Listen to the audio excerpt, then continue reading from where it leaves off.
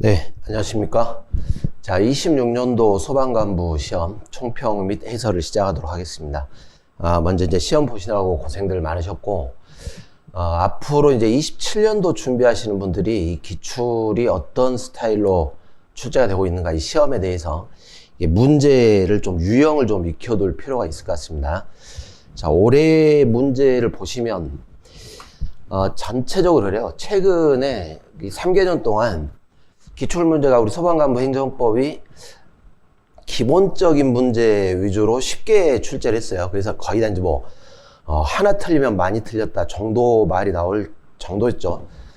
그런데 올해 문제는, 역대급으로 난이도가 좀 높게 출제가 됐습니다. 그래서 가장 큰 문제가 평상시에 이렇게 좀 문제, 기본, 당연히 지식이 있어야 되겠죠.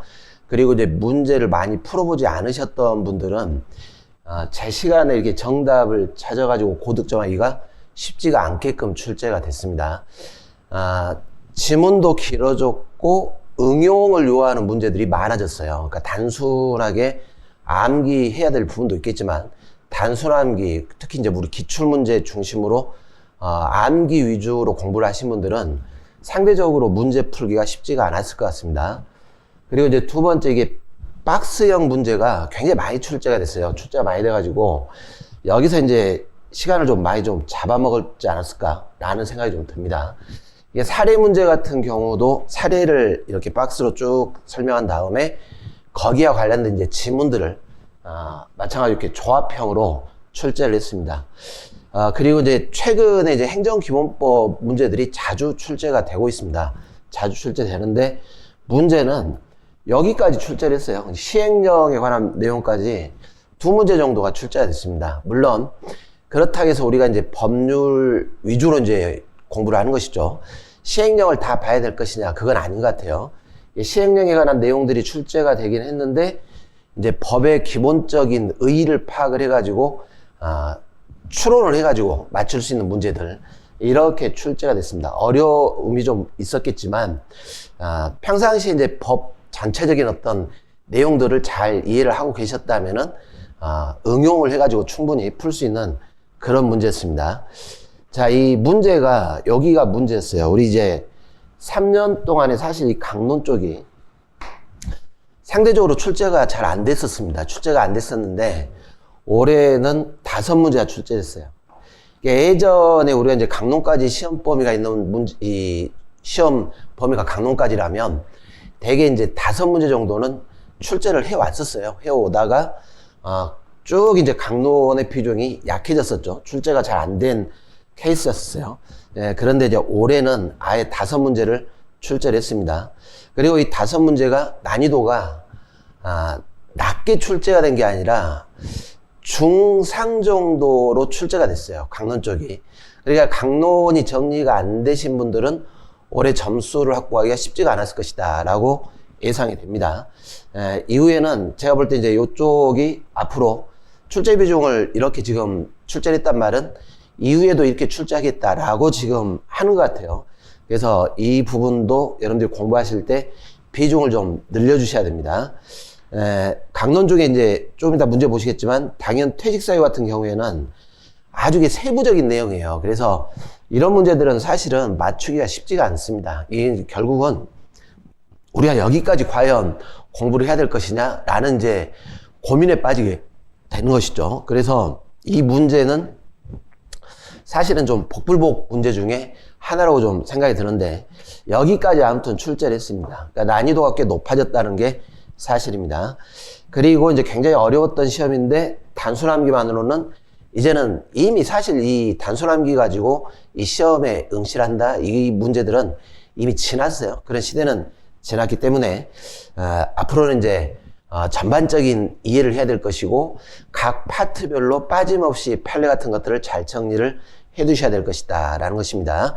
판례가 좀 난이도 있게 출제가 됐고 조문도 세부적인 내용까지 출제가 되는 그런 스타일의 문제였습니다. 제가 볼 때는 5개 정도까지는 고득점이라고 생각을 하는데, 와가지고 이제 학원 여기 이제 수업 들으신 분들 이야기를 들어보니까 시험 잘 보신 분들은 이제 2개 또는 3개까지 틀리신 분들도 많습니다. 근데 이제 공부가 좀 되신 분들은 여기까지는, 틀리신 분들이 꽤 있으세요. 그래서 5개 정도, 근데 이제 4개, 3개 정도까지 틀렸다면, 그러면 행정법은 올해 잘 봤구나, 라고 생각하시면 될 것 같습니다. 예전보다는 이 정도로 떨어졌어요. 그러니까 제가 아까 처음에 말씀드린 것처럼, 한 개 틀려도 많이 틀린 문제 스타일로 출제를 하다가, 올해는 이 정도까지 난이도를 조절했기 때문에, 앞으로 이제 27년도를 준비하실 때는, 거기에 상응하게끔 준비를 하셔야 돼요. 그런데 이제 거기에 상응하게끔 준비를 한다는 것이 너무 깊게 공부하자 그런 말은 아닙니다. 가장 기본적인 베이스를 잘 잡고 이걸 이제 응용할 수 있는 스타일, 이런 방식으로 공부를 하셔야 돼요. 그래서 기본 이론 잡으시고 판례 OX 같은 거 정리하실 때 지문별로 결론만 외우지 마시고, 저희 이제 판례집의 특성이 그거죠.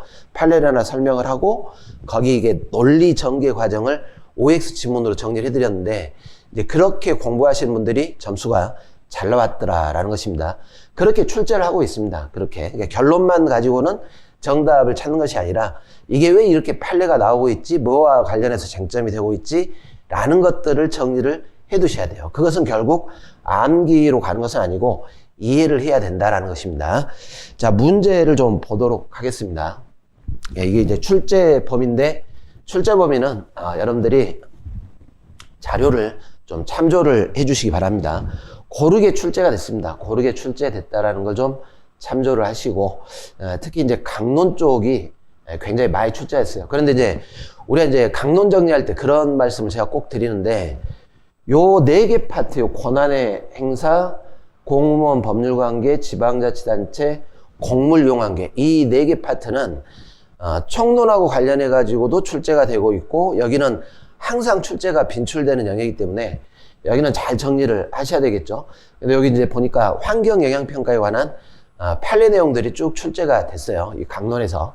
이게 이제 불이타죠. 불이타인데 요 4가지는 꼭 맞추셔야 된다라는 것입니다. 여기 위주로 이제 정리를 하시면 됩니다. 자, 문제를 해설하는데 그렇게 어렵지 않은 문제들은 간단하게 정답 위주로 제가 정리를 하고 넘어가겠습니다. 이 1번 문제는 난이도가 좀 낮은 문제입니다. 여기 지금 2번에 보시면 워낙 많이 봤었죠. 이런 이제 협정 같은 것들이 조약입니다. 근데 이 조약이라는 것들은 국가 간의 구속력이 생기는 것이지, 국가와 국가 간의 관계, 이 조약 자체가 개인에게 직접적인 효력을 미치지 않아요. 그래서 만약에 이제 분쟁이 생기게 되면 국가 간의 이제 외교적 방식이라든가 아니면 국제연합, 여기서 해결을 해야 될 것이고, 개인에게는 직접적 효력이 없으니까 사인이 이 조약 위반을 주장하면서 국내 법원에다가 소를 제기할 수 있다. 소 제기가 허용되지 않는다는 것입니다. 옳은 말이죠. 2번이. 긴급재정경제명령은 법률적 효력입니다. 그리고 상급재판의 효력은 일반적인 기속력이 없다 그랬죠. 해당 사건에 대해서만 기속력이 생기기 때문에 같은 종류지만 이렇게 사건이 달라지면 여기에는 상급법원의 재판의 효력이 미치지가 않습니다. 그리고 당연히 여러분도 국세기본법, 이게 법률이에요. 그리고 세무조사권 남용을 하면 안 되겠죠. 이런 것들은 행정기관도 구속받는 것이고 국민들도 그거를 주장할 수 있어요. 왜 세무조사권을 남용하는 것이냐. 예를 들어 중복조사라든가 이런 것들이 다 국세기본법에서 금지가 되고 있죠. 이런 내용들은 법규적 효력을 갖게 되는 것입니다. 갖지 않는다가 틀렸죠. 행정처의 공적견해 표명. 자, 이런 것들이 중요한 거예요. 위법한 공적견해 표명도 신뢰보호의 대상은 될 수 있습니다. 신뢰보호의 대상은 되는데, 여러분들 이제 위법한 공적견해 표명을 하면 안 되겠죠. 법률적 합성에 맞는 법치주의, 법 적합성의 원칙과 충돌이 될 수 있습니다. 자, 무슨 말이냐면 여기가 위법하니까 이걸 취소를 하려고 하는데 이 법 적합성에 맞게끔 취소를 딱 하려고 했더니 상대방이 신뢰보호를 주장하더라, 이런 뜻입니다. 자, 이럴 때 어떻게 푼다 했습니까? 뭐가 우선한다 이렇게 푸는 게 아니라 두 가지가 둘 다 중요한 헌법적 가치이기 때문에 이익형량으로 해결한다 이렇게 했어요. 그래서 만약에 이 공익적, 이 취소를 해야 될 공익적 요소가 커버리면 이럴 때는 취소가 가능할 수 있다, 이런 식입니다. 그래서 뭐 귀책 사유가 없는 신뢰가 형성됐다면 취소할 수 없다. 이렇게 돼 있는데 일률적으로 취소할 수 없다. 이렇게 볼 수는 없어요. 사안에 따라 비교 형량을 해줘라. 이렇게 접근해 줘야 됩니다. 그렇게 어려운 문제는 아니었습니다. 자, 2번 가구제입니다. 자, 이런 문제가 이 응용을 요하는 문제 중에 하나입니다. 이쪽이. 올해 문제의 특성이 옳은 것을 고르시오라는 지문들이 꽤 많이 나왔습니다. 문제가. 그러면 시간 안배하기가 쉽지가 않아요. 이렇게 지문들을 다 봐야 되기 때문에. 자, 우리 심판법의 가구제에 임시처분이 있는데 집행정지 보충적이죠. 그래서 집행정지로 목적 달성할 수 있다면 이게 우선적이라. 이때는 임시처분이 허용되지가 않습니다. 자, 집행정지 결정은 본안 판결이 있을 때까지 효력이 미치죠. 잠정적 효력을 정지시키는 겁니다. 그런데 이게 처분이 위법이다, 적법이다, 이것 때문에 집행정지 하는 건 아니에요. 상대방에 대해서 미리 이렇게 손해를 예방할 필요가 있냐 없냐, 이 사유 가지고 집행정지를 할까 말까 판단을 하는 것이지, 처분이 위법이니까 또는 처분이 적법이니까, 그래서 집행정지 단계에서는 원고가 승소한다, 패소한다, 이걸 원칙적으로 보지는 않는다 했습니다. 물론 이제 우리 판례가 가끔 이제 명백히 패소가 확실할 때는 인정 안 해주겠다 이런 말이 들어가지만 일반적으로는 보진 않습니다. 그래서 만약에 잠정적으로 정지를 시켜놨는데 원고가 패소를 했어요. 이게 기각 판결로 확정이 났다라는 것이죠. 자, 판결이 이렇게 확정이 되면 했던 집행정지 효력이 상실이 됩니다. 효력이 소멸하는데 실효가 돼요. 장례적으로 소멸하는 게 원칙이다라는 것입니다. 여기는 지금 소급해서 소멸한다 이렇게 돼 있죠. 이게 틀린 말입니다. 자, 3번 같은 문제가 굉장히 좋은 문제예요. 여러분이 행정심판은 집행정지와 임시처분, 이렇게 가구제가 두 가지가 있습니다. 항고소송은 이게 없죠. 집행정지만 인정이 되는 것이다. 그런데 이 3번 같은 경우에는 이게 지금 당사자 소송이에요.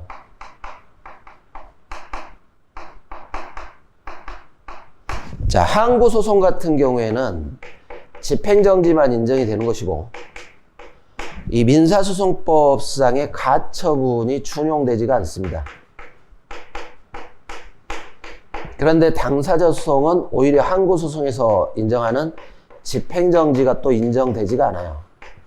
이게 처분에 관한 효력을 다투는 소송이 아니기 때문에 법률관계에 관한 소송이죠. 그래서 이럴 때는 임시지휘를 구하는 가처분을 준용한다. 이게 판례였죠. 이게 이제 우리가 암기할 때 행정심판은 가구제가 집행정지, 임시처분, 항고소송은 집행정지만, 가처분 안 된다. 당사자 소송은 가처분이 인정된다. 이렇게 외웠던 사안인데 문제는 이 소송이 당사자 소송이라는 걸 기억을 해줘야 됩니다. 도시군 계획시설 사업 시행자가 법령상 수인 의무가 있는 토지 소유자 등에게 일시사용 동의를 구하는 소를 제기하고 있습니다. 처분에 관한 항고소송이 아니죠. 동의를 구하는 법률관계에 관한 소송이에요. 당사자 소송이다 보니까 임시지위를 정하기 위한 가처분을 신청할 수 있다. 이게 옳은 말입니다. 집행정지 결정 후 본안소송이 취하가 됐어요. 그러면 우리가 집행정지 요건은 적법한 본안소송이 계속돼야 된다 이렇게 했었죠. 그게 요건이기 때문에 소송이 취하가 돼버리면 이 했던 정지결정도 실효가 된다 이렇게 합니다. 자, 실효가 된단 말은 별도로 취소할 필요가 없다 그런 뜻이죠. 자동으로 효력이 상실되는 것이지 따로 취소해야 된다 이건 아닙니다. 자, 집행정지를 구하는 신청 사건에서 처분 자체 적법 여부 원칙적으로 판단 대상이 아닙니다. 원칙 아니에요. 이거는 위법이다 적법이다는 나중에 본안 판결을 할 때 결론이 나는 것이고 집행정지 단계에서는 가구제이기 때문에 판단 대상은 아닙니다. 다만 이제 이 본안 청구 자체가 적법해야 된다. 만약에 부적법이 버리면 각하가 돼버리겠죠. 소개속이 안 된다. 그리고 부적법 하게 돼버리면은 패소가 확실하게 될 것이다. 이런 논리이기 때문에 집행정지 요건에 포함을 시켜준다라는 것입니다. 원칙적으로 위법적 법을 판단하는 단계, 이 판단 대상에 포함되지는 않지만 본안 청구 자체는 적법해야 돼요. 부적법 각하되면 안 되기 때문에. 자, 3번 문제로 가보겠습니다. 자, 이 3번 문제도 우리가 많이 봤던 문제입니다. 항고소송의 대상이 되는 처분이냐 아니냐, 이거는 굉장히 중요한 문제고 자주 출제되기 때문에 그때그때 판례가 나오면 암기들을 좀 해두셔야 돼요. 이거는 처분으로 봤다, 처분을 보지 않았다. 사업 종류 변경 결정하게 되면 여기에 따라 여러 가지 이제 급여라든가 또는 보험급여 이런 것들이 조정되게 되는 것이죠. 권리관계에 영향을 미치니까 처분이 되는 것이고, 많이 봤던 겁니다. 참모총장이 추천만 했어요. 추천만 했지 아직 이 지급 대상 결정이 되진 않았습니다. 아직은 확정적인 효력이 없죠. 추천만 한 것이다. 이런 것들은 처분에 해당하지 않는다. 자, 우리가 이제 최신 판례할 때 2025년, 24년 판례, 제가 특히 이제 시험장 가시기 전에 24년 판례라든가 이런 것들 좀 보시자 그랬었는데, 이거는 사실 좀 오래된 판례 중에 하나긴 합니다. 이 최근에도 한번 나오기도 했었고, 여러분들이 군수가 양식계 계장을 해임을 했어요. 신분관계에 영향이 생겼죠. 그리고 새로 임명을 했습니다. 그럼 이제 이런 계장 같은 경우에는 아니 내가 지금 이 양식계 계장인데 신분이 지금 군수에 의해서 해임이 됐고, 더구나 이게 포인트예요. 통상의 처분의 방식으로 이루어졌어요. 그러면 당연히 이 계장 같은 경우에는 지금 군수가 나에게 공권력 발동으로서 처분을 하고 있구나라는 걸 그렇게 이해를 했을 것이다 라는 것입니다. 그래서 처분으로 보는 거죠. 항고소송 대상되는 처분에 해당하지 않는다. 틀렸죠. 회비납부 통지, 이건 이제 부담금 명하는 것이니까. 그리고 이거는 제가 마지막 모의고사 할 때 출제했던 지문입니다. 이거는 처분에 해당하게 될 것이고, 이게 지금 이 인터넷 등에 성명 같은 거 공개하는 거, 위반 사실 공표가 절차법에 들어왔기 때문에 전부 다 처분으로 끌고 가자 이렇게 했었죠. 5번도 처분에 해당합니다. 3번이 지금 틀린 말입니다. 난이도보다는 이거는 여러분들이 응용력을 좀 가지셔야 돼요. 지금 상대방이 처분이라고 예상을 했을까? 우리가 이제 처분이가 아닌가 불분명할 때는 상대방이 받아들이는 입장, 이런 것도 이제 고려한다. 이렇게 했기 때문에, 이런 식으로 포인트를 좀 찾아주는 연습을 해줘야 됩니다. 자, 4번으로 가봅시다. 자, 이 판례도 저희가 굉장히 중요한 판례라 해가지고, 자, 수업 중에 이 판례는 무조건 출제가 될 거니까, 반드시 정리를 잘해놓고 갑시다. 라고 해가지고 강조를 많이 드렸던 판례입니다. 처분 사유 추가 변경이 나올 때 최근에 기준을 하나 제시를 해줬기 때문에 그 기준에 관한 판례들을 꼭 정리를 해야 된다. 이렇게 했었죠. 대표적인 케이스입니다. 지금 갑이 구청장에게 지금 건축허가 신청을 했고, 그런데 이제 구청장이 처음에 사유를 이렇게 들었어요. 관할구역에 이미 건설 폐기물 중간 처리 업체가 많아서 신규 진입 필요하지 않다. 그러니까 너무 지금 업체가 많다라는 것이죠. 이걸 고려를 하면 폐기물법상의 허가 기준 충족을 못했다라는 사유. 이게 이제 최초의 처분 사유입니다. 그리고 이제 소송 중에 구청장이 추가를 해요. 사유를 환경 오염 우려, 인근 주거지역 교육시설의 악영향을 고려를 하면, 이번에는 법이 좀 바뀌었죠. 국토계획법상의 개발행위 허가 기준을 충족하지 못했다라고 추가를 했습니다. 추가된 처분 사유. 그러면 두 개 사유를 비교했을 때 기본적 사실관계 동일성이 인정이 안 된다라는 것이죠. 두 개의 사유를 비교하면 전혀 사유가 다른 사유입니다. 그래서 원칙적으로는 소송 중에 이 처분 사유 추가 변경이 허용이 안 된다라는 것입니다.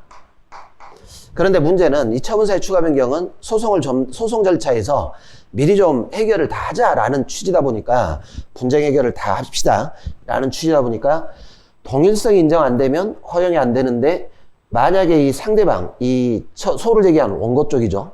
처분의 상대방이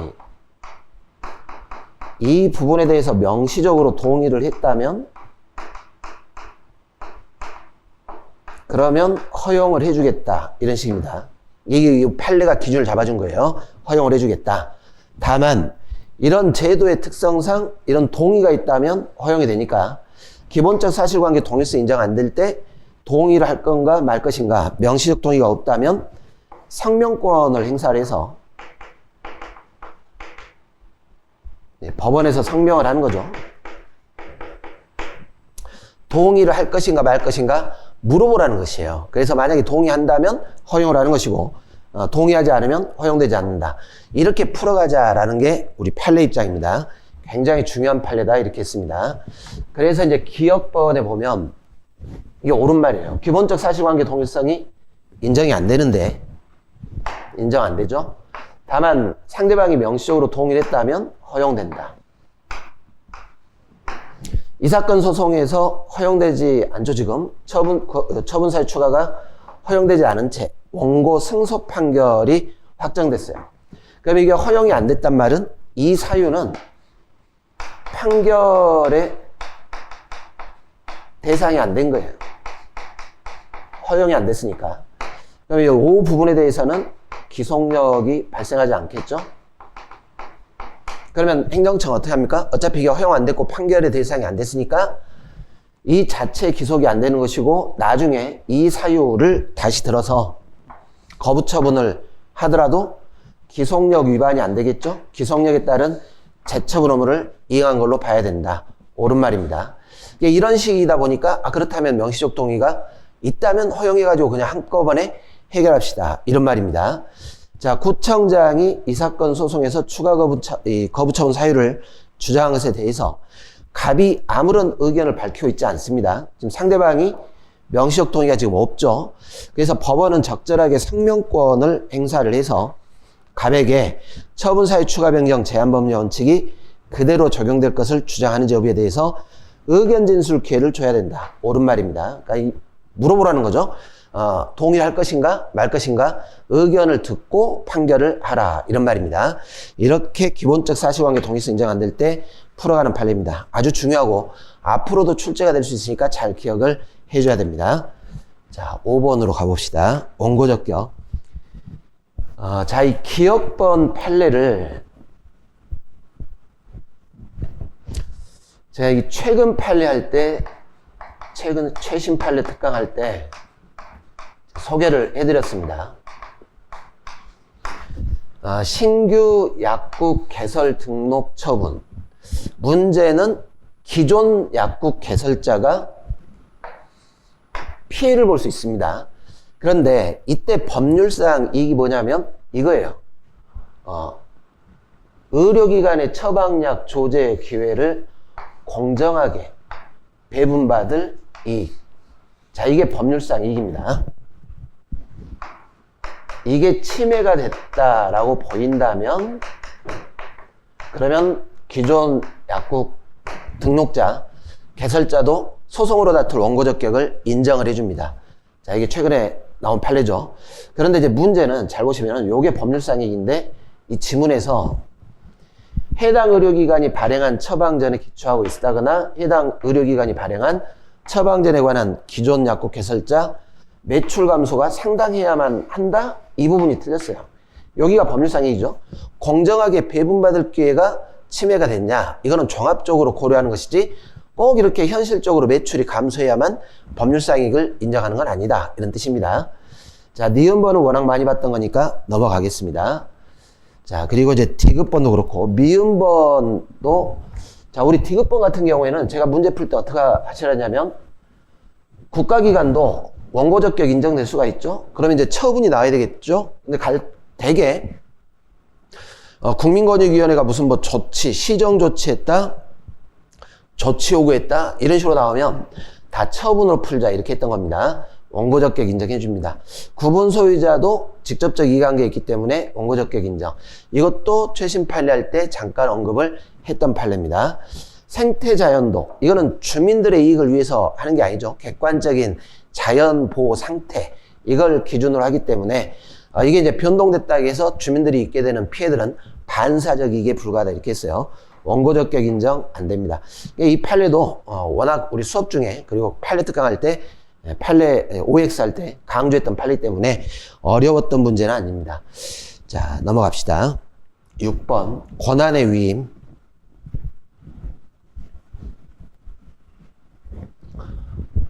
5번을 보겠습니다. 이 많이 봤던 지문이에요. 그러니까 우리 이제 공무수탁 사인이라든가 이런 거 할 때 우리가 봤던 것이 주민의 권리 의무와 직접 관련되지 않은 사무 같은 경우, 이런 경우는 지방자치단체이기 때문에 조례라든가 단체장 규칙으로 개인에게 위탁할 수 있다 이렇게 했죠. 없다 틀린 말입니다.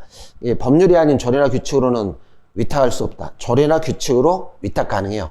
직접적으로 관련되지 않은 사무, 이런 경우는. 이것도 많이 봤던 지문이고 이미 기출에서 많이 출제됐기 때문에 어려웠던 문제는 아닙니다. 여기까지는 다 이제 푸실만 해요. 자, 7번. 7번도 어려운 문제는 아닙니다. 많이 봤던 문제죠. 이 서원 취소, 통칭에 해당하지 않습니다. 그리고 이 조직규범은 일반적인 권한, 일반적 권한이죠. 이런 걸 정한 게 조직규범입니다.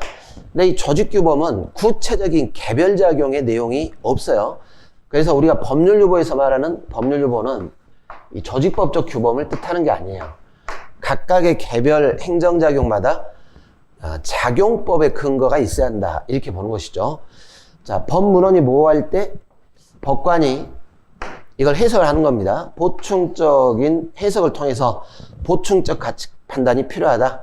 그래서 해석으로 충분히 예측 가능하다면 이럴 때는 명확성의 원칙을 위반하지는 않습니다. 수익적 처분의 하자가 당사자 사실은폐나 사의 방법에 의한 신청에 기인을 했습니다. 그래서 이걸 취소할 때는 이 사람의 신뢰를 보호할 필요가 없겠죠? 그래서 신뢰이익을 고려하지 아니하더라도 재량권 남용으로 볼 수 없다. 4번이 맞습니다. 자, 법규성이 없는 내부 준칙인데 문제는 장기간 일정한 방향으로 행정행위를 해서 관행이 확립됐습니다. 그러면 여기에 이제 뭐가 발생한다 그랬어요? 신뢰보 원칙이라든가 평등의 원칙이 적용돼서 자기구속력이 생긴다 이렇게 했었죠. 적용된다 할 수 없다 틀렸죠. 자기구속 원칙에서 많이 봤던 판례입니다. 자, 8번으로 갑시다. 자, 언젠가 분명히 출제가 될 것이다 라고 했는데 출제가 됐습니다.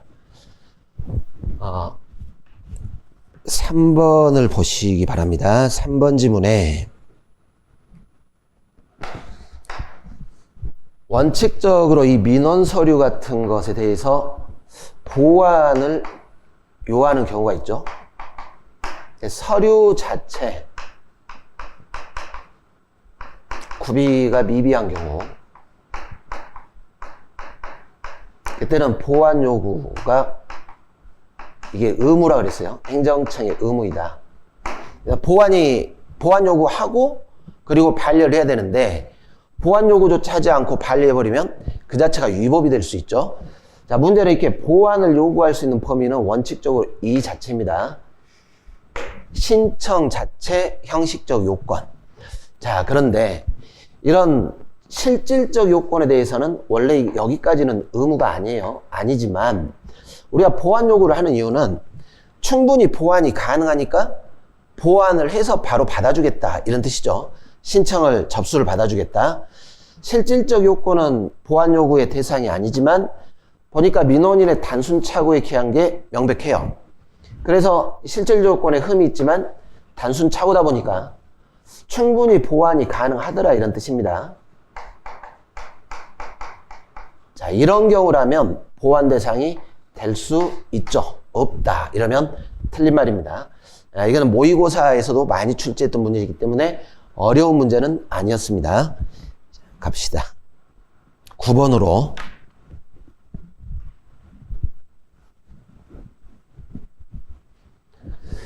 9번 문제도 그렇게 어려운 문제는 아닙니다. 전문적 기술적 사항으로 업무의 성질상 위임이 불가피할 때는 고시와 같은 행정규칙으로 위임할 수 있습니다. 다만 이런 경우에도 포괄 위임은 허용이 안 되는 것이죠. 자, 그리고 부령의 위임이 있죠 지금. 그러면 형식은 행정규칙이라도 위임받아가지고 구체화시켰다면 법령에 들어가게 된다라는 것입니다. 자, 지방자치단체 규칙 형식으로 정한 제재처분 기준. 자, 이 대통령령, 시행령 형식의 제재처분 기준은 법규명령으로 보지만 이 시행령 외에 부령이라든가 또는 이런 지방자치단체 규칙 형식의 재처분 기준은 행정규칙으로 보는 게 우리 판례 입장입니다. 그래서 이게 틀렸죠. 대조고 성립한다 이렇게 해버리면, 자, 법원이 구체적 규범 통제를 통해 위헌이다 라고 하면 법원의 판결은 그 판결한 해당 사건에 한해서만 효력이 생겨요. 그래서 일반적으로 효력을 상실한다? 틀렸죠. 법률에 위임이 없는데 하위 행정입법 제정 없이 상위법령만으로 집행이 이루어질 수 있어요. 그러면 굳이 이걸 제정할 필요가 없으니까 하위 행정입법을 제정할 의무가 없겠죠? 입법 부작위 같은 것들이 아예 성립이 안 되는 것입니다. 의무, 이 자체가 의무가 없으니까 하위 행정입법을 제정할 자기 의무가 인정되지 않는다. 옳은 말이 되겠습니다. 자, 9번도 그렇게 어려운 문제는 아닙니다. 자, 10번 보시죠.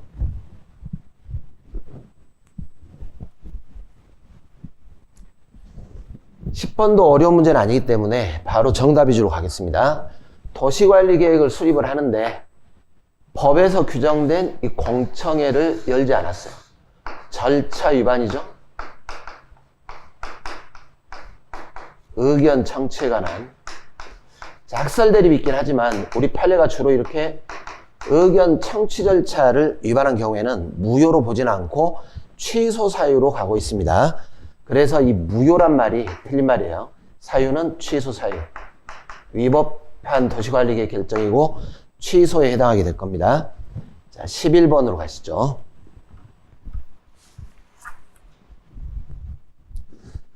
준사례 형태긴 한데 뭐 사례형이라고 보기는 좀 어렵습니다. 자, 관할 행정청이 갑소유 건물이 위법하다라고 해가지고 철거 명령을 했고, 자, 문제는 갑이 이행을 하고 있지 않습니다. 그러면 강제 집행의 대상이 되겠죠. 자, 그런데 그 4번을 보시면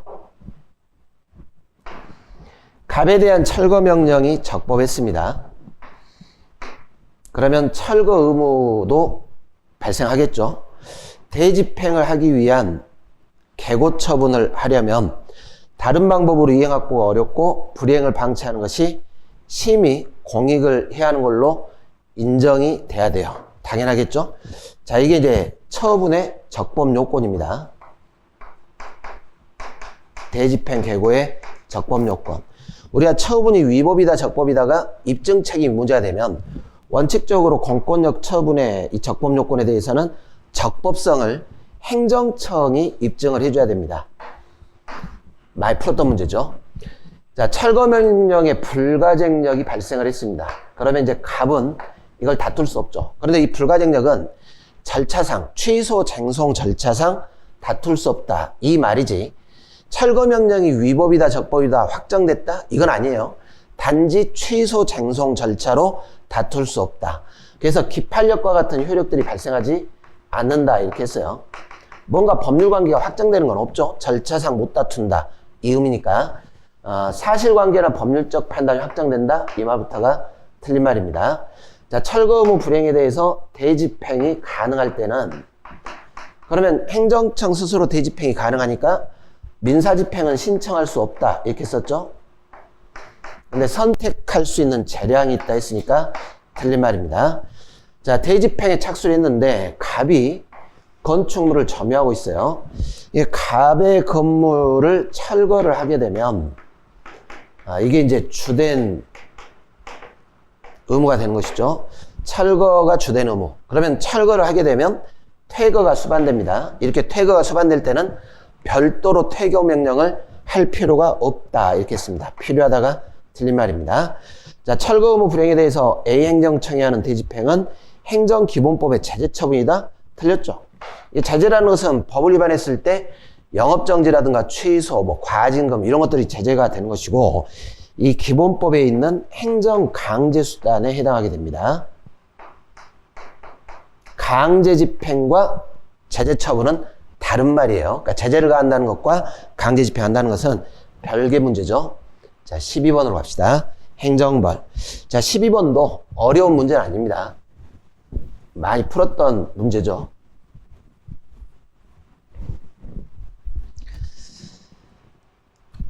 법원의 과태료 재판이 확정됐습니다.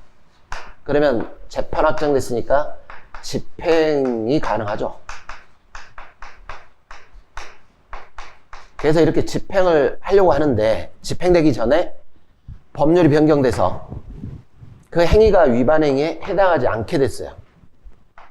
국민들한테 유리하게 변경됐죠? 그러면 신법 적용한다 이렇게 했습니다. 변경된 법률을 적용하겠죠? 특별한 규정 없다면 집행을 면제한다. 옳은 말입니다. 자, 과실행위는 해석에 의해서 과실행위를 처벌할 수 없다. 틀렸죠?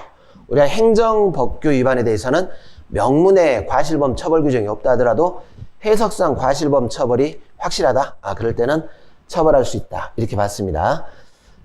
지방자치단체 자치사무 수행할 때는 지방자치단체도 양벌 규정이 적용되는 공법인에 해당하겠지만 그러나 이 기관 위임 사무를 수행할 때는 국가 종속기관이에요. 국가 사무를 수행하고 있는데 국가법 위반해서 지방자치단체를 처벌한다? 안 된다는 것이죠. 이때는 양벌 규정이 적용되지가 않습니다. 자, 양벌 규정이 있더라도 금지 위반 행위자 종업원이 꼭 처벌을 전제로 하는 건 아닙니다. 그래서 처벌할 수 없더라도 영업주의 선임감독상에 과실이 있다. 이렇게 들어가면 자기 책임이죠. 종업원은 처벌하지 않는다 하더라도 영업주는 처벌받게 될 것이다 라는 것입니다. 허용되지 않는다 틀렸죠. 행정청의 과태료 부과 처분에 불복할 때 질서 위반 행위죄법에 별도의 재판 절차가 따로 있어요. 자, 이렇게 별도의 재판이 따로 있을 때는 행정소송법이 적용되지 않는다 이런 뜻입니다. 행정소송법이 적용되지 않기 때문에 항고소송으로 다툴 수 없죠. 있다 그러면 틀린 말이 됩니다. 자, 12번은 어려운 문제는 아닙니다. 13번 지방자치단체 구역. 자, 언젠가 시험에 나올 것이다 라고 했습니다. 예전에 자주 나왔었고 당연히 지방자치단체 자치권이 미치는 관할구역에 물론 학설은 반대 학설이 있긴 해요. 공유수면, 바다 같은 경우 이런 데는 자치권이 미치지 않는다 이렇게 하는데 우리 판례는 바다도 포함된다 이렇게 보고 있습니다. 자치권은 존재한다. 두 가지죠. 구역경계 변경, 한자명칭 변경, 대통령령. 나머지 변경할 때는 법률로 간다 이렇게 했습니다. 그리고 지방자치단체가 이렇게 합병이라든가 이제 패치 분합하는 것이죠. 합병하게 되면 이때 이제 권리 의무가 승계가 되는데 원칙적으로 채무는 포함되지 않습니다. 자, 이 지문이 아주 오래전에 한번 출제가 됐었어요. 아주 오래전에 한번 출제됐다가 다시 최근에 한번 출제가 된 겁니다. 지방자치법에 따라 공유수면 매립제에 대해서 관할 귀속 결정 신청할 수 있는 자, 그 매립지를 관할하는 자치단체로 결정될 가능성이 있다면 당연히 지금 이해관계가 있죠. 기초자치단체도 이해관계가 있고 광역자치단체도 이해관계가 있고 자기 자치권의 범위와 관련돼 있으니까 그래서 기초자치가 됐건 광역지방자치단체장이 됐건 모두 포함되게 되는 것입니다. 자, 공유수면 매립지가 속할 자치단체 행정안전부 장관이 결정하는데 여기에 대해서 대법원에 소를 제기할 수 있습니다. 근데 이 소송은 장관의 결정에 대한 다툼이기 때문에 기관 간의 다툼하고 좀 비슷하게 될 수 있고 논란이 있어요. 이거 항고소송으로 봐야 되냐 아니면 기관소송으로 봐야 되냐. 그건 의미는 없고 우리 법에서 이럴 때는 단체장이 소송을 제기할 수 있도록 해놨습니다. 지방자치단체가 제기하는 게 아닙니다. 단체장 제기. 이렇게 됐어요. 자, 14번 가봅시다. 행정절차.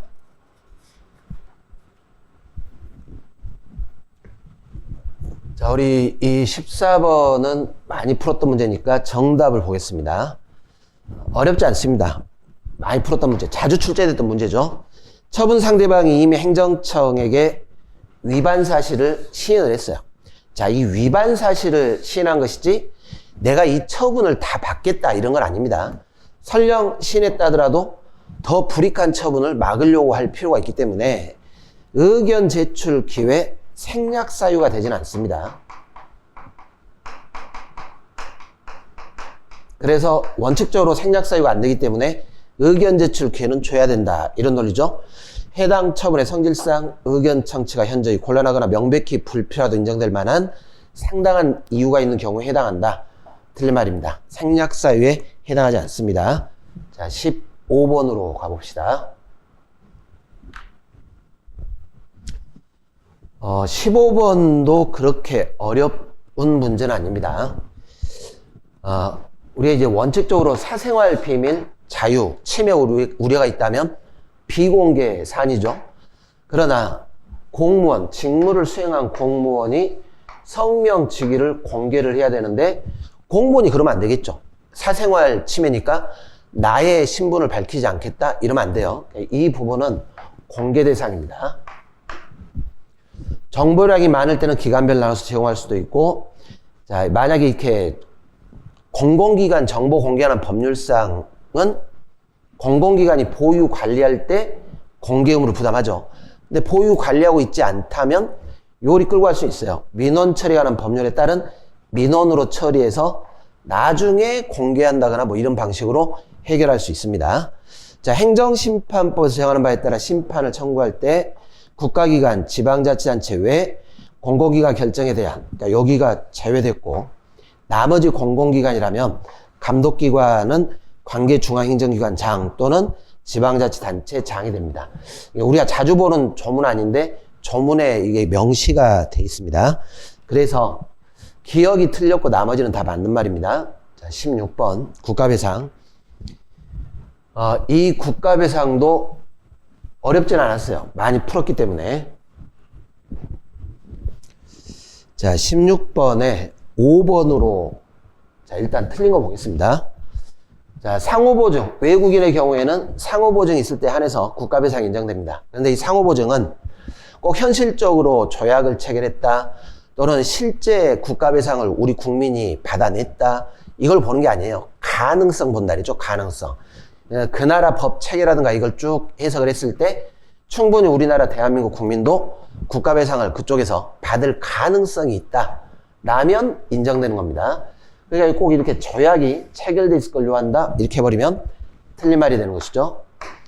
자, 여러분들 많이 풀었던 거죠. 공법인 국가로부터 위탁받아가지고 사무를 수행할 때 공법인은 배상 책임 주체로서 행정 주체 지위가 되는 것이지 공무원은 아니다 이렇게 했습니다.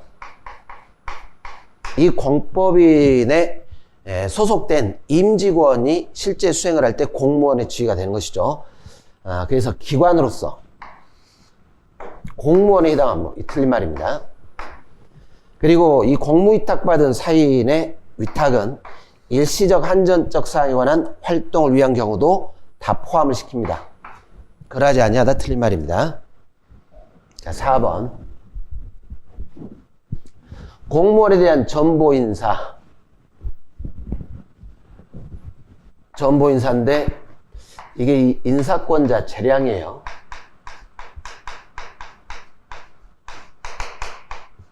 고유한 재량입니다. 법령이 정한 기준과 원칙에 위배가 됐는데 문제는 그 사유만으로 전보인사는 당해 공무원에 대한 관계에서 당연히 불법행위를 구성한다. 자, 이게 틀린 말이에요. 이게 뭔가 절차상의 하자가 있긴 하지만 이게 인사권자 재량이다 보니까 현저하게 고의과실 같은 것도 봐줘야 되겠죠. 현저히 재량권 일탈 남용으로 인정될 때만 인정된다 이렇게 했습니다.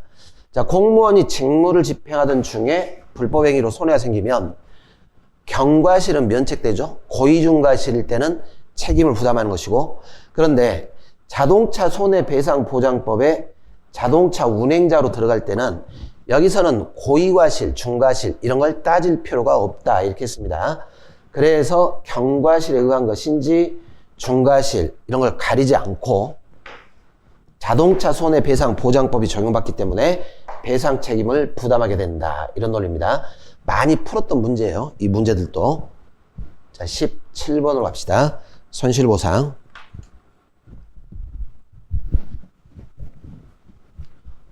우리가 이 공익사업을 위한 토지취득 보상하는 법률에서 협의취득, 사법상 매매계약이죠.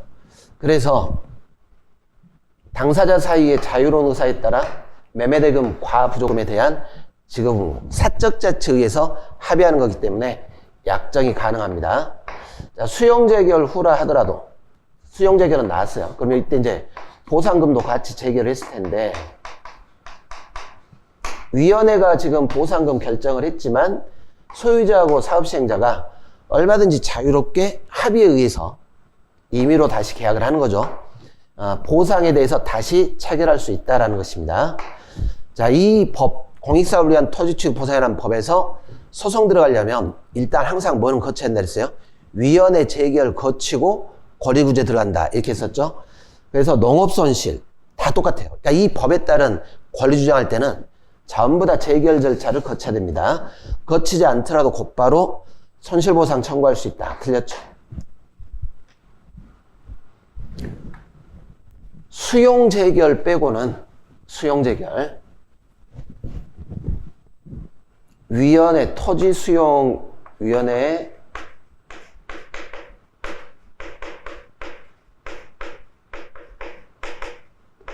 수용재결 요 자체를 다툴 때는 위원회를 피고로 해서 항고소송.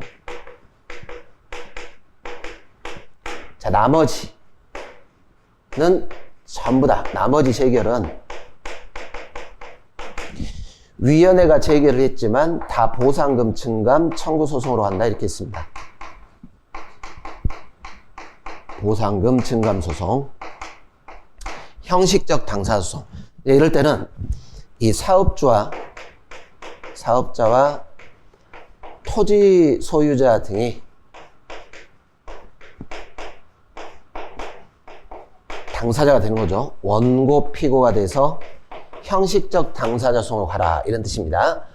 그래서 여기 잘 보면 이제 보상 항목이 법령상 손실보상에 해당하는데 위원회가 법률 오해에서 대상되지 않는다고 잘못된 내용에 재결을 했습니다. 자, 뭐예요? 이거 다툴 때 수용재결을 다투는 게 아니라 그 외의 재결을 다투는 것이죠. 이쪽으로 가야 됩니다. 위원회를 상대로 재결에 대한 취소송을 제기한다. 틀린 말입니다. 여기도 굉장히 자주 나온다 그랬습니다. 그러니까 이걸 풀어갈 때는 수용재결 빼고 나머지 재결은 다 이쪽이다. 이 공식만 잡으면 된다 그랬습니다. 자, 행정쟁송에 의해서 사업인정이 취소되지 않더라도 공익상 필요한 경우에는 사업인정 자체를 무의미하게 되는, 근데 이제 문제는 사업인정이 취소가 안 됐어요. 연도 이 공익사업 요 인정은 관할 행정청이 한 겁니다.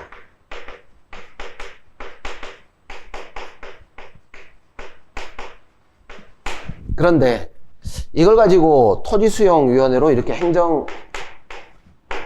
토지수용위원회로 들어갔는데 이게 지금 취소가 안 됐는데 위원회가 이런 사업인정 자체를 무의미하게 하는 또는 불가능하게 되는 재결을 한다? 이게 안 되는 것이죠. 위원회는 원칙적으로 수용재결을 하는 쪽으로 가야 돼요. 왜냐하면 이미 공익사업을 다른 행정청으로부터 인정받았기 때문에 위원회는 아주 특별한 하자가 있지 않다면 원칙 수용재결을 해줘야 됩니다. 그러니까 수용재결 한단 말은 사업자가 수용할 권한을 인정해주는 재결을 하는 것입니다. 이렇게 해버리면 안 돼요. 수용재결을 무의미하게 만들어버리는 것이죠. 사업자체를 불가능하게 하는 재결한다? 있을 수가 없습니다. 자, 18번 갑시다. 곡물.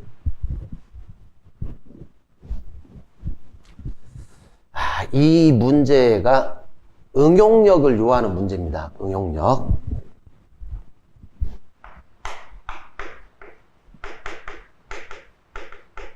이런 문제들은 단순 암기 갖고는 푸기가 어려워요. 실제 이런 판례들을 잘 수업 시간에 다 다루진 않습니다.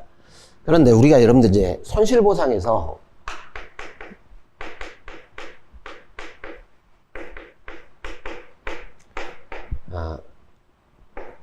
토지를 이렇게 수용을 할 때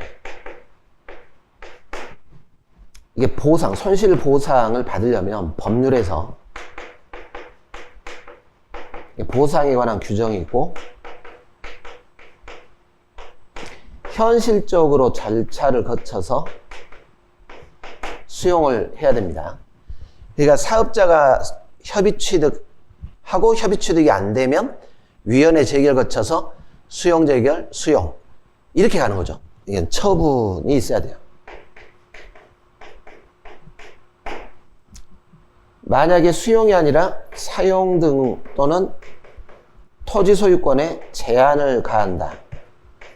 이때도 동일하게 적용돼요. 근데 여기는 좀 잘 보시면은 도로 공용 개시로 인해 공물로 성립이 됐는데 문제는 4인 소유의 토지입니다. 도로 부지. 자, 수용은 아니죠. 수용은 아닌데 이게 도로 부지로 편입되다 보니까 도로법에 따라서 사권 행사가 제한된다라는 것입니다. 자, 여기서 뭐가 지금 빠져 있습니까? 보상과 관련해서 여기 없죠. 일정한 처분에 의해서 사권 제한 이렇게 들어간 게 아니라 법률 규정에 의해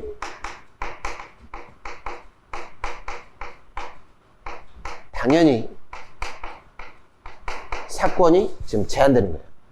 요 과정이 아니죠. 자, 이럴 때는 내용상의 제한이죠. 내용상 제한. 우리가 손실보상 쪽에서 이게 손실보상에 관한 법률이냐 아니면은 사회적 제약, 재산권에 대한 내용, 행사에 관한 제한이냐 이 문제였습니다.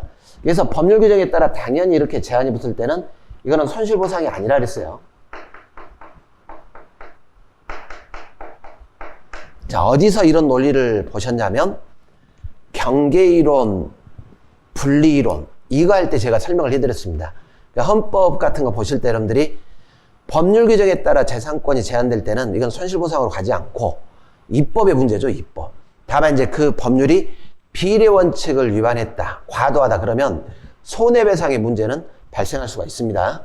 그래서 손실보상을 청구할 수 없다. 이게 옳은 말이에요. 이 구체적인 처분에 의해서 사건이 제한된 게 아니라 법률 규정에 따라 재산권 행사가 제한됐다. 이런 말입니다. 손실보상으로 풀진 않습니다. 이런 경우는 행정재산 사용수익 허가죠. 그리고 공용폐지 의사표시 있어야 됩니다. 단순히 사용을 안 하고 있다. 이걸로는 공용폐지 의사표시로 보진 않습니다. 자, 나머지 지문들은 한번 보시기 바랍니다. 19번으로 가봅시다. 자, 이 19번이 어려웠습니다. 제가 볼 때 이렇게 문제를 내면 조금 문제가 있긴 한데 일단 봅시다. 자, 이거는 우리가 예상을 했어요. 행정기본법의 처분의 재심사. 이거는 분명히 출제가 될 것이다. 출제 예상 문제였습니다.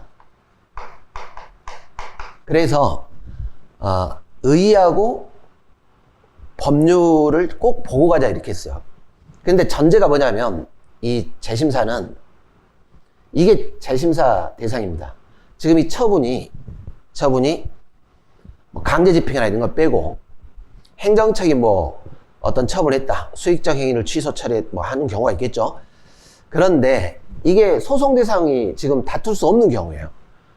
불복 기간이 지났다거나 이렇게 해가지고 행정심판이나 이런 처분이 행정소송을 통해서 다툴 수 없게 됐습니다.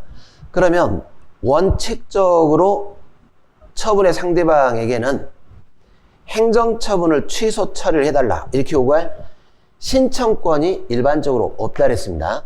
다만 지금 다툴 수 없는데 나중에 자신에게 유리한 결정을 가져다 줄 새로운 증거가 나타났다거나 또는 뭐 새로운 사정 변경이 생겼다거나 이럴 때죠. 이럴 때 처분을 좀 재심사를 해서 행정청한테 요구하는 겁니다. 행정청에게 이 처분은 못 다투지만 이걸 재심사를 해가지고 상황이 좀 바뀌었으니까 이 처분을 좀 취소 처리를 해달라. 이걸 만든 거예요.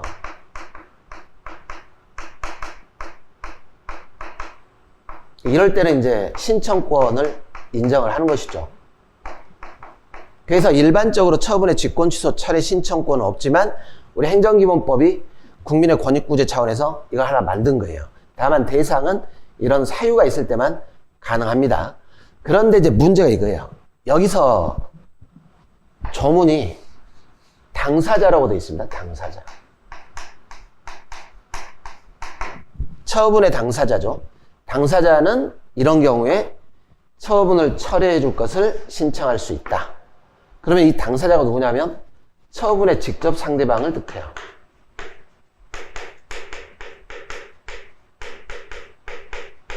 그래서 3자에게는 재심사를 요구할 권리가 명문화되어 있지 않습니다. 이렇게 될 줄은 몰랐어요. 저도 예상을 못한 문제인데 야, 문제를 이렇게 출제해버리네? 이런 말입니다. 여기가 의의여가지고 의의는 잘 파악하고 가셨는데 여기서 함정에 빠져버린 거죠. 알아두시기 바랍니다. 그리고 이 니은번도 중요해요. 이게 지금 시행령에 있습니다. 시행령에. 행정기본법 시행령. 법률이 아니라 대통령령에 있습니다. 근데 출제자가 이걸 출제한 이유는 이것 때문에 출제를 한 것 같아요. 간접적. 이 재심사 사유 중에 뭐가 있냐면 우리 민사소송법에 재심사유 이가 있으면 재심사를 청구할 수 있는데 거기에 이제 보시면 처분을 했고 이걸 지금 다툴 수 없는데 이 처분 업무를 직접적으로 처리한 이 공무원이 처분에 관해서 직무상의 죄를 범했다. 그러면 대심을 청구할 수 있어요. 근데 문제는 이겁니다. 우리가 민사소송법이라든가 행정심판법에서 그런 재결에 대해서 재심 청구할 때는 이 경우만 가능해요. 이 경우. 직접 처리한 공무원이 직무상의 범죄를 정했다고 판정이 났다. 그럴 때 재심. 이걸 이제 청구하는데 우리가 이 기본법의 처분의 재심사는 여기까지 포함을 시켜놨어요. 시행령에서. 그래서 시행령에서 직접 또는 간접적으로 처리한 공무원 이렇게 범위를 확대를 시켜놨습니다. 그래서 출제한 것 같아요. 출제자가. 꼭 직접적으로 처리한 공무원뿐만 아니라 간접적으로 처리한 공무원이 처분에 관한 직무상 죄를 범했다. 그러면 재심사 신청할 수 있다. 이것 때문에 출제한 것 같은데 야, 여기까지는 우리가 정리를 하지 않았었던 사안입니다. 솔직하게 말해서 여기까지는 우리가 수업 시간에 또는 기출에도 없고 여기까지는 안 봤었죠. 이게 좀 어려웠던 것 같아요. 이 문제는 상당히 많은 분들이 틀렸을 것 같습니다. 재심사는 당연히 일부 취소, 일부 변경도 포함되는 것이고 행정청의 적법한 처분에 대한 철회는 재심사에 영향받지 않습니다. 그러니까 이 행정청이 요건 이제 재심사에 의한 취소 철회인데 여러분들 그렇죠? 불가증력 발생해서 상대방이 못 다투더라도 행정청은 직권 취소 철회가 가능합니다. 여기에 영향을 받지는 않습니다. 그래서 기업번이 지금 틀린 사안입니다. 나머지는 옳은 지문. 어려운 문제였습니다. 난이도가 상당히 높은 문제입니다. 자, 20번으로 가봅시다. 환경영향평가.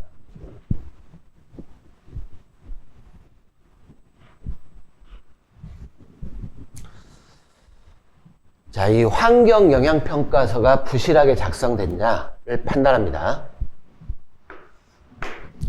여러분들 이런 것이 나오면 우리가 이제 문제 풀 때 어떻게 풀자 그랬어요? 실질적이고 종합적이죠. 되게 그렇잖아요. 기속행위냐, 재량행위냐 구별하는 것도 사안에 따라 개별적, 종합적 여러 가지를 고려해서 그러니까 결국 영향평가서가 부실하냐 아니냐는 형식적으로 판단할 게 아니라 종합적으로 고려합니다. 지금. 그 다음에 이 영향평가서를 참조를 하는 거죠. 참자. 환경영향조사가 시행된 지점, 지역 조사 환경, 조건 등을 고려해서 관련 전문가들이 이런 걸 다 고려해가지고 어떤 식으로 실제로 이런 걸 했냐 이거를 종합적으로 고려를 하는데 꼭 반드시 이렇게 멸종위기 야생동식물, 천연기념물을 확인하는 절차를 거친 이후에야 부실작성으로 판단할 수 있다. 이건 아니에요. 꼭 이걸 현실적으로 꼭 했냐 이걸 보는 건 아니고 여러 가지 조사했던 것들을 기초로 종합적으로 고려하는 겁니다. 이렇게 하는 거지 꼭 이걸 확인하는 절차를 거쳤냐 이게 대상은 아닙니다. 환경영향평가를 거쳐야 될 대상 사업에 대해서 환경영향평가를 거치지 않았는데 승인 처분했다. 이때 이제 취소 사유냐 무효냐 논란이 있는데 우리 대법원은 무효로 간다 그랬죠. 무효. 법에 이걸 거쳐야 될 사업으로 규정이 돼 있다면 이거는 법에서 명문화시켰고 필수적이기 때문에 무효로 보고 취사유로 보진 않습니다. 자, 영양평가를 거쳤는데 내용이 다소 부실해요. 그러면 원칙적으로 처분에 영향을 미치지 않습니다. 다소 부실할 때는. 자, 그런데 이제 문제는 부실의 정도가 영양평가 제도를 둔 입법 취지를 달성할 수 없을 정도여서 영양평가를 하지 않은 것과 다를 수 없는 정도의 것이다. 이렇게 들어가 버리면은 그러면 처분에 영향을 미치겠죠. 그러니까 이게 아닌 이상, 그럼 이제 보시면 아닌 이상인데, 그렇다면 이걸 기초로 한 처분은 이것만으로 위법으로 보진 않아요. 그런데 이 처분이 재량 처분일 때 여기가 문제입니다. 일탈남용 위법 여부를 판단하는 요소가 될 수 없다. 고려는 할 수 있겠죠. 고려 요소, 판단 요소. 처분 자체가 이것 때문에 위법이 되는 건 아니지만 일탈남용의 판단 요소는 될 수가 있다라는 것이에요. 재량권 일탈남용의 고려 요소. 야, 이렇게 되면 참 이게 어렵죠. 이렇게 내버리면. 이런 것까지 구별을 하라 그러면 되게 이런 지문들은 다른 지문을 봐야 돼요. 확실하게 옳은 지문을 분명히 넣어줬을 거예요. 대상 지역 밖의 주민도 수인한도를 넘는 환경피해 입증을 하면 우려가 있다면 원고 적격을 인정받을 수 있죠. 자, 환경영향평가 절차가 아직 완료가 되기 전인데 공사 시행을 금지하는 규정을 완료되기 전까지는 공사 시행을 하면 안 됩니다. 문제는 사업자가 이걸 위반을 했어요.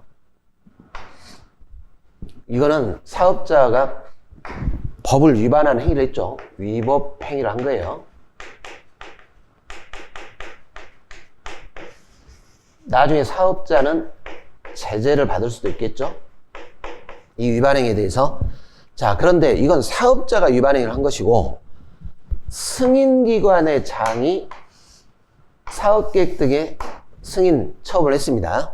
사업자가 위반 행위를 했지만 요 자체 위법이냐 아니냐에 대해서는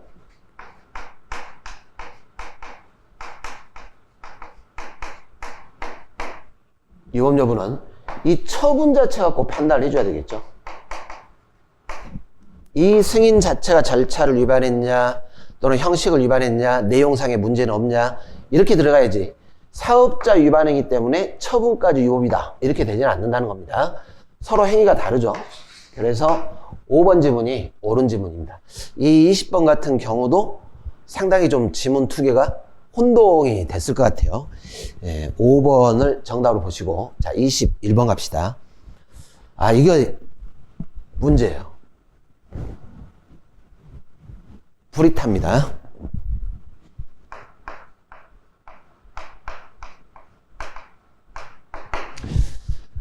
이렇게까지 자세하게 시험에 내기는 어려울 것 같습니다. 그리고 사실 좀 약간 좀 논란도 없잖아 있긴 합니다. 자 일단 당연퇴직 사유는 공무원 임용법상의 임용 결격 사유가 되면 당연퇴직 사유에 들어가는데 거기서 이건 빠져 있어요. 기억번. 피성년 후견이 됐다고 해서 당연퇴직이 되지는 않습니다. 이 니은번 같은 경우에는 지금 요것 때문에 그렇습니다. 횡령죄를 범한 사람으로 금고 이상의 선고유예를 받았다. 이때는 이 당연퇴직 사유로 들어가요.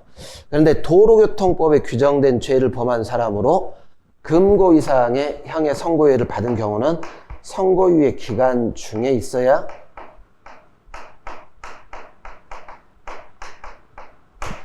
당연퇴직 사유가 되게끔 해놨습니다.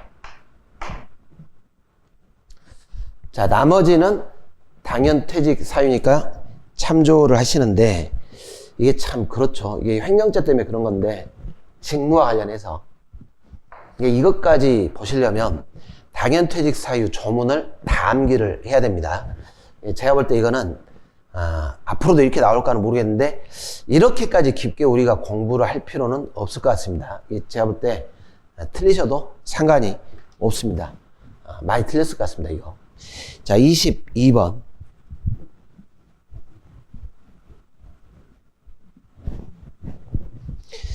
(22번은) 우리가 많이 풀었던 문제이기 때문에 뭐 어려웠지는 않습니다.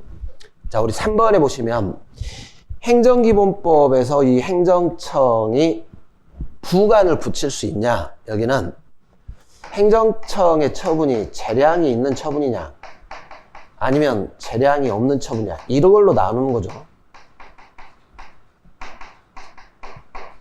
그래서 재량이 없는 처분은 법률에 근거가 있어야 부관을 붙일 수 있다. 근데 이제 재량권을 갖고 있다면 개별법에 규정 없더라도 부관이 가능합니다. 이런 거예요. 이런 경우인데 수익적 처분의 경우에 부관, 법률에 규정 없더라도 부관 붙일 수 있다, 이렇게 규정하고 있다. 이게 틀렸죠. 기준이 수익적 처분이냐 아니냐 이렇게 보는 게 아니라 재량권이 있는 처분이냐 없는 처분이냐 이렇게 규정이 되어 있습니다. 자, 23번 갑시다. 자, 강학상 허가와 특허는 언제든지 출제될 수 있으니까 그 예를 구별을 좀 해줘야 된다 이렇게 했어요. 근데 그 구별할 때 소규모 개인 사업들, 누구나 자유롭게 할 수 있는 사업들은 허가로 가는 것이고, 자유영역, 누구나 할 수 없다, 제한적이다, 그러면 특허로 가는 것이죠. 이 기억번부터 미음번은 다 이게 특허 사안입니다. 누구나 자유롭게 할 수 있는 게 아니라 권한이 설정된 사람만 할 수 있어요. 이런 구조였습니다. 그런데 이 기부금품 모집허가는 예전법이죠. 지금은 이제 뭐 허가까지 대상은 아닌데, 이 당시에 우리 판례가 이거 자유 영역이고 법에 규정된 요건을 구비했다면 허가를 해줘라 이렇게 해가지고 강학상 허가로 받던 사안입니다. 나머지는 특허사안 찾으시면 됩니다. 자, 24번도 우리가 많이 풀었던 문제예요. 자, 이 부분은 제가 최근에 최신 판례 할 때 한번 설명을 했던 겁니다. 최신 판례에서 우리가 이 권리 의무가 승계될 때 양수인이 선이냐 악이냐 불문하고 제재 사유가 승계되죠. 그러면 이 보조금 같은 것도 승계가 될 때 당연히 양수인에게 승계가 될 텐데, 근데 이게 지급된 유가 보조금을 반환할 때는 지위승계 전후로 발생한 유가 보조금 전부까지 미친다. 이게 틀렸어요. 근데 우리가 상식적으로 생각할 때 보세요. 양도인이 수급한 것도 있고 양수인이 지위승계 후에 수리가 됐겠죠. 승계 후 수급한 것도 있을 것이고, 그러니까 제재 사유는 승계될지 모르겠지만 양수인이 반환할 몫은 자기가 받은 금액을 반환을 해야지, 양도인이 받아가지고 썼던 것까지 다 양수인이 반환하라? 이렇게 해버리면 비례 원칙에 반할 것이다, 이런 뜻입니다. 실제 양수인이 지위승계 후에 수령했던 유가 보조금에 대해서 반환을 하라, 이런 식입니다. 이 정도 보시고 나머지는 한번 찾아보시기 바랍니다. 자, 25번으로 가겠습니다. 재량행위에 관한 사안입니다. 자, 이 기억번 같은 경우도 우리가 많이 풀었던 문제입니다.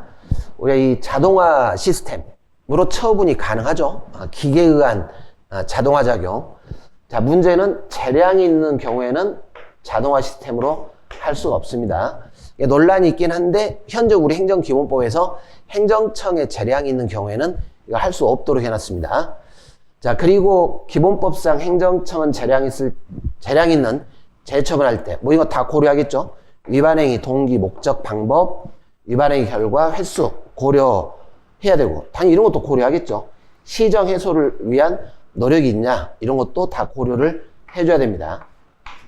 반성을 했고 시정하려고 노력한 사람이면 아무래도 제재 처분의 양이 줄어들 것이고, 이런 게 없다면 제재 처분의 양이 늘어날 수도 있겠죠.